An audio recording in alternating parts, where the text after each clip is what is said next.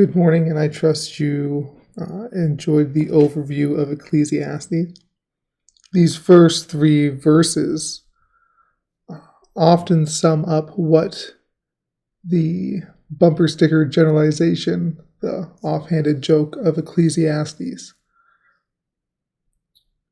And I think that sometimes, especially when it comes to philosophy and this existential issue that we can dwell on, we can mock it and throw it aside.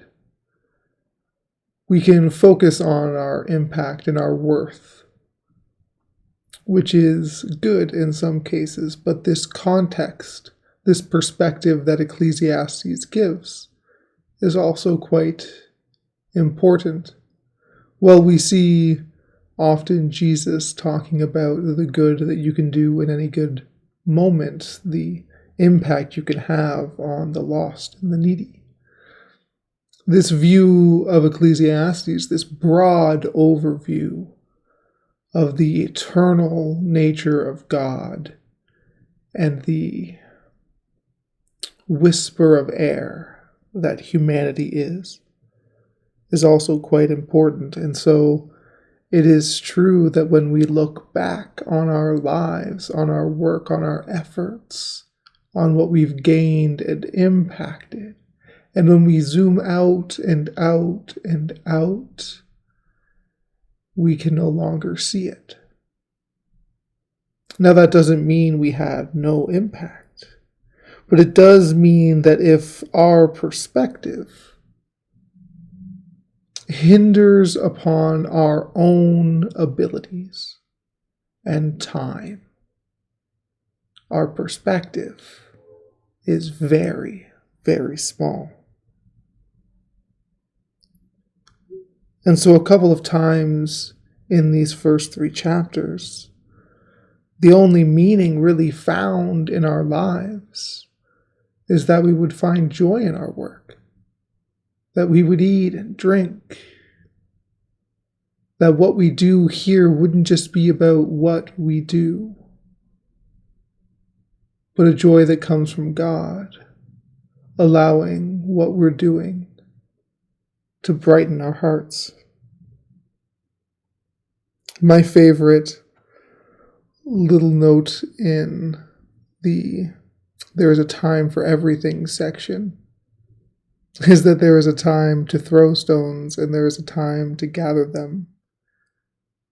And I've thought of this several times as I continue to set up my home and continue to do work and continue to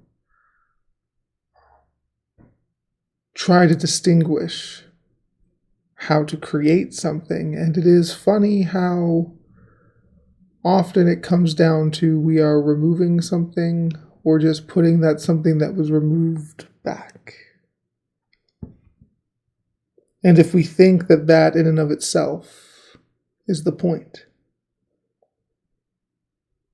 for what I do now, somebody may correct later, and what I've done might be a correction of what somebody else has done in the past.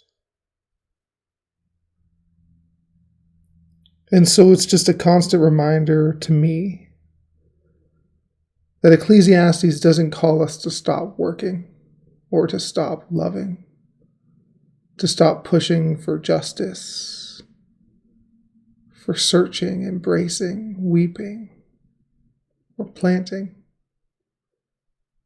But it puts us in our place. That God has created a universe far beyond us, and while we play a role, it is, in greater context, a very, very small role. Chapter 3, verse 14. I also know that whatever God does will endure forever. Nothing can be added to it. Nothing can be taken away from it. God has made it this way so that men will fear him.